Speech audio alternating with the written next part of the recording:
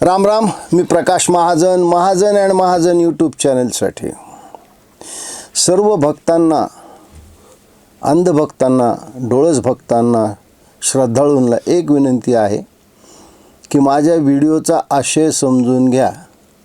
कॉमेंटमध्ये माझ्या वयावर टीका करू नका. मी कधी वय लपवलंच नाही. त्याच्यामुळं काय म्हातारा थेरडा असं काय म्हणत जाऊ नका. तुमच्या घरी बाप त्या वयाचा असेल, आई असू शकते, कुणी असू शकतं. खैर, आजचा विषय हा आहे की काल विधानसभेमध्ये या राज्याचे मुख्यमंत्री देवेंद्र फडणवीसनं या सगळ्या पावसाच्या गडबडीने, विशेषतः मिसिंग लिंकवर राज्याचे मुख्यमंत्री म्हणून राज्याची बाजू मांडली. आणि बाजू मांडताना ते एवढे भावविभोर झाले होते, एवढे ते त्या विषयात गुंतून गेले होते की त्यांच्या भाषणातला काही भाग हा हिंदीत आला. ते हिंदीत बोलले. महाराष्ट्र राज्याच्या मुख्यमंत्र्यांनी हिंदीत बोलावं का न बोलावं याच्यावर चर्चा होऊ शकते, पण हिंदीत विधानसभेत उत्तर देताना मुख्यमंत्र्यांनी बोललं पाहिजे होतं का तर नव्हतं. पण एक लक्षात घ्या, ज्या पद्धतीचे आरोप सरकारवर झाले, निराधार आरोप झाले, ज्याला कुठेही तथ्य नाही. बघा, काल एक छायाचित्र येतं आहे. नांदेडच्या बाह्य वळणावर एक फ्लायओव्हरचा भराव अचानक बाहेर आला. माती त्याची बाहेर आली. लगेच त्याच्यावर टीका करायला सुरुवात झाली. अहो, 2 दिवसापूर्वी नांदेड हिंगोली या भागात भूकंपाचे हलके का होईना धक्के बसलेत. हे आपण का दुर्लक्ष करतोय? महाराष्ट्रात रस्त्याची स्थिती खूप चांगली आहे. मी मागे सुद्धा म्हटलं होतं की 1000-1200 किलोमीटर प्रवास सहज करू शकतो. काल मी दुपारी 4 वाजता निघून ठाण्याला गेलो. ठाण्याचं एक रिसेप्शन आटपून मी रात्री 1 वाजता घरी आलो. 350-400 किलोमीटर जाणं, तेवढंच वापस येणं काही वाटत नाही. ही रस्त्यांची परिस्थिती काही ठिकाणी मनुष्य दोषातून काही चुका होऊ शकतात, मी नाही असं म्हणत नाही.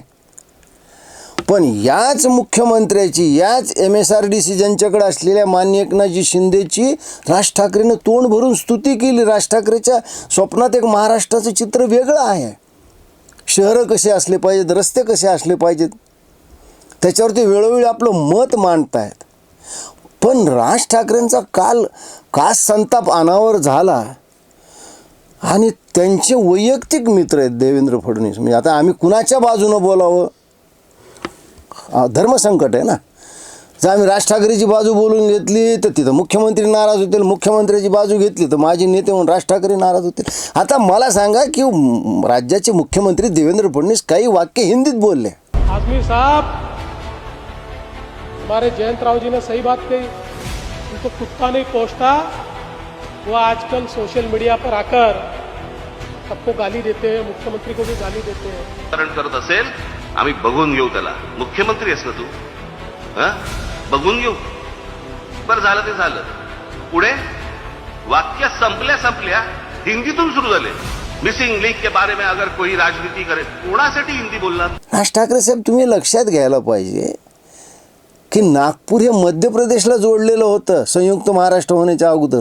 आजही नागपूरच्या भागामध्ये हिंदीचा प्रभाव खूप आहे. त्याची गंमत तुम्हाला सांगतो. छत्रपती संभाजीनगरमध्ये शिवसेनेची स्थापना झाली आणि शिवसेना इथून मराठवाड्यात फोपावली. त्या गुलमंडीच्या शाखेवर 90% लोक एकमेकाशी हिंदीत बोलतात. म्हणून शिवसेनेचं काही अडलं नाही. आता शिवसेनेचे 2 गट झाले, तेही हिंदीत बोलतात. हिंदीत बोलणं पाप आहे का? नाही आहे. पण देवेंद्रजीची मनस्थिती तुम्ही ओळखा ना. किती खालच्या पातळीवर त्या माणसावर टीका झालेली आहे. वैयक्तिक टीका झाली. त्याच्या धर्मपत्नीवर सुद्धा टीका करतात लोक. कदाचित ते आगतिक झाले असतील, काही हिंदी वाक्य त्यांच्या तोंडातून निघून गेले. अहो, राज ठाकरे साहेब मराठी पोरंसुद्धा आय लव्ह यूच म्हणतात. हो का? ते सोपं असतं ना भावना व्यक्त करायला. मातृभाषेपेक्षा इतर भाषेचा आधार माणसाला खूप चांगला वाटतो. आणि तो घेतला, त्याच्यावर एवढं आकांड तांडव करण्याचं काही कारण नाही आहे. आज मराठी भाषेत असे कितीतरी शब्द आहेत ज्यांचा मराठी भाषेशी काही संबंध नाही, ते दुसऱ्या भाषेतून आलेले आहेत आणि ते मराठी भाषेत आता इतके चपलक बसलेले आहेत की तुम्ही त्यांना वेगळंच करू शकत नाहीत. मग काय करणार तुम्ही? मला असं वाटतं की तारतम्याने त्यांच्यावर टीका करायला पाहिजे. ते काय म्हणतायत आता मला सांगा राज ठाकरे साहेब, मिसिंग लिंकला मराठीत काय शब्द आहे? आम्ही तर मराठवाड्यातले लोक आहेत बघा, आम्हाला पुण्यासारखं मराठी येत नाही, आम्ही आपलं बादावरची बांबूळ म्हणणारी माणसं आहेत. सांगा ना, आमच्या मराठवाड्यात आईबाप पोरगा ऐकत नसलं त्याला म्हणते तुझ्यासाठी आम्ही किती खस्ता खाल्ल्या. खस्ता हा मराठीतला शब्द नाही आहे, टेबल हा मराठीतला शब्द नाही, बकेट हा मराठीतला शब्द नाही आहे, नाश्ता हा मराठीतला शब्द नाही आहे, शिरा हा मराठीतला शब्द नाही आहे. पण चपलक मराठी भाषेत असते, त्याला वेगळं करता येत नाही. मुख्यमंत्र्याला काय म्हणायचं होतं आणि मुख्यमंत्र्यांनी धमकी दिली, चूक झालं. देवेंद्रांचा संयम का सुटला आहे मला माहीत नाही, नाही तर त्यांचा संयम खूपच आहे, म्हणजे संयमाला सुद्धा संयम येऊ शकतो. पण मला सांगा किती खालच्या पातळीवर त्यांच्यावर टीका झाली. मिसिंग लिंक पडला, कुणी गेलं होतं का बघायला तिथं? म्हणजे सरकारला आरोपीच्या पिंजऱ्यात उभा करायचं. अहो, एक दोन ठिकाणी चुका झाल्या असतील, पण आजही 1200-1300 किलोमीटर प्रवास सहज करू शकतो तसे रस्ते झालेले आहेत. पण तुम्ही नाही, तुम्ही टीका करायला सुद्धा टीका करता करता तुम्ही तेवढ्यावरच थांबलेत का? बरं, आमची अडचण अशी की उद्या तुम्ही ताज एंडला जाऊन दोघं मित्र काय चहा पाणी करताल माहीत नाही, किंवा देवेंद्रजी तुमच्या घरात येऊन काय नाश्ता करतील हे माहीत नाही. म्हणून म्हणलं नाही की राज ठाकरे साहेब तुमच्या गुगल बाबाला विचारा मिसिंग लिंकला काय मराठी शब्द आहे ते एकदा आम्हाला कळू द्या ना. सगळेजण मिसिंग लिंक वापरतात, ते चालतं. आणि मला सांगा राजसाहेब, आपण परवा आमिर खानच्या 3ऱ्या लग्नाला गेलतात. देव करू आणि तुम्हाला 4थ्या लग्नाला जायचं भाग्य मिळू असं आम्ही प्रार्थना करतो. या आमिर खानची पहिली बायको महाराष्ट्रीयन आहे असं, हां पहिलीच असं ऐकतोच आम्ही. अहो, तिथं जन्मलेले, त्या दिवशी त्या कार्यक्रमाला आलेले बहुतांशीचे आईबापसुद्धा मुंबईतच जन्मले आणि इथंच वाढले. मला सांगा यांच्याशी तुम्ही कोणत्या भाषेत बोललात? मराठीत बोललात का हिंदीत बोललात? ते जाऊ द्या. जावेद अख्तरला तुम्ही दीपोत्सवाला बोलावलं त्यावेळेस तुम्हीच सांगितलं ना, मी त्यांना फोन करून या म्हणल्यावर ते म्हणले मुझे वहाँ क्या करना पडेगा, मैंने बोला कुछ नहीं खाली बटन दबाना पडेगा. आणि दीपोत्सवाला तुम्ही त्यांना भाषण करायला लावलं, त्यांनी कोणत्या भाषेतून भाषण केलं? मराठी दिनानिमित्त गतवर्षी तुम्ही जावेद अख्तरलाही बोलावलं होतं, त्यांनी कोणत्या भाषेत भाषण केलं? अहो, त्याच्यामध्ये हिंदी शब्द कमी आणि उर्दू शब्द जास्त होते. म्हणून आम्ही काय जावेद अख्तरच्या भावना समजून घ्यायच्या नाहीत का? मला सांगा, ममता बॅनर्जीला तुम्ही भेटायला गेले, कोणत्या भाषेत बोललात तुम्ही? मला वाटतं फक्त तुम्ही सोनिया गांधीशी मराठीत बोलला असताल, बाकी ममता बॅनर्जीशी तुम्ही हिंदी इंग्रजीतच संवाद साधला असेल ना. अहो, भाषा ही संवाद साधण्याचे, भावनेचे आदान प्रदान करण्याचे एक माध्यम आहे. आम्हालाही मराठीचा स्वाभिमान आहे, पण याचा अर्थ असा नाही आहे की एखाद्याने, म्हणजे कधी देवेंद्रजीला मी विधानसभेत असं हिंदीत बोलताना ऐकलं आणि ते परवाच ऐकलं म्हणून त्याच्यावर एवढा गादारोळ. आणि त्याहीपेक्षा मला वाईट वाटलं राजसाहेब, भलेही मी तुमच्यापासून वेगळा झालो असेल, कुठंतरी माझ्या मनात एक कोपरा जो तुमच्यासाठी आहे. मी खूप आग्रह धरला होता राजसाहेब, आपण राम मंदिराला दर्शनाला जाऊ. ते शक्य झालं नाही.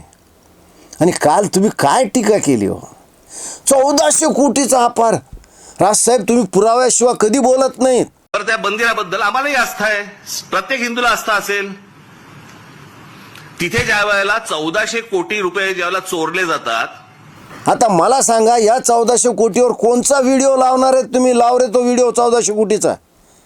हे 1400 कोटी आले कुठून? तुमच्या गुगल बाबाने तुम्हाला हा आकडा आणून कुठून दिला? भ्रष्टाचाराच्या विरुद्ध लढलंच पाहिजे. हिंदू धर्माच्या आस्थेवर घाला घातला राम मंदिरामध्ये भ्रष्टाचार करून त्या लोकांनी. म्हणून ज्या लोकांनी आपलं आयुष्य समर्पित केलं, आपलं बलिदान केलं, त्या सगळ्याला आपण काय मोजतोय? 1400 कोटीचा भ्रष्टाचार. राजसाहेब, तुम्ही नेहमी पुराव्याशिवाय बोलत नाहीत, पण हा वेग आरोप आहे तुमचा, याच्यात काही तथ्य नाही, तुम्हाला सुद्धा माहिती आहे.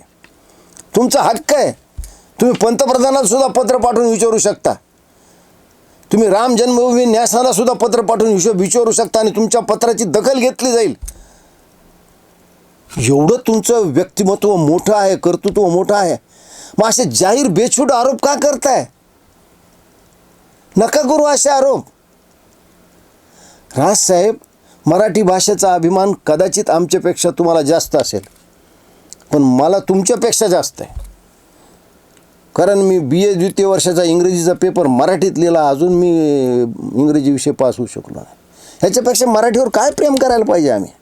सगळ्यांचं मराठीवर प्रेम आहे, पण तुम्हाला म्हणलं ना, कुठंतरी एक अंतर्मनात, कुठंतरी स्मरणात एखादी भाषा असते आणि ती भाषा अशा क्षणी उफाळून येते आणि मग मी तुझ्यावर प्रेम करतो. आता मला ती संधी मिळणार नाही म्हणल्यापेक्षा आय लव्ह यू म्हणणं मराठी मुलाला सुद्धा खूप सोपं जातं. राजसाहेब, आपल्याकडून अशा बेछूट आरोपाची मला अपेक्षा नव्हती. आणि विशेषतः राम जन्मभूमीवर त्याच्या भ्रष्टाचारावर आपण जे बिनबुडाचे आरोप केले, ही तर मला निश्चित अपेक्षा नव्हती. जाता जाता काल विधानसभेत आदित्य ठाकरे यांचे काय उग्र रूप, त्यांचा संताप पाहिला आणि आमच्या सुषमा अक्काला थेट बाळासाहेबाची आठवण झाली. अक्का, तुम्ही कधी होता हो शिवसेनेत तुम्हाला बाळासाहेबाचं हे उग्र रूप दिसलं? अक्काची अवस्था अशी झाली माहिती का, ते धनगराचं कुत्रं न मेंढरापाशी न वाड्यापाशी, न ते शिंदेसाहेबाकडे येऊ शकतात ना होबाटात त्यांच्यावर कोणाचा विश्वास राहिला. आता काहीतरी ते धडपड करतात. अक्का, अहो आदित्य ठाकरे असं का वागतात? तुम्ही समजून घ्या ना हो. असे कसे तुम्ही प्राध्यापक, एवढ्या हुशार, बुद्धिमान, सुशिक्षित, अहो सध्या आदित्य ठाकरेची मनस्थिती समजून घ्या. असे चिडचिड का करतात? असे मध्येच का चिडतात? अशी एक बातमी आहे की एका राजकारणी व्यक्तीने राजकारण सोडून प्राध्यापकी सुरू केली. हे आदू बाळाच्या संतापाचं कारण आहे. धन्यवाद.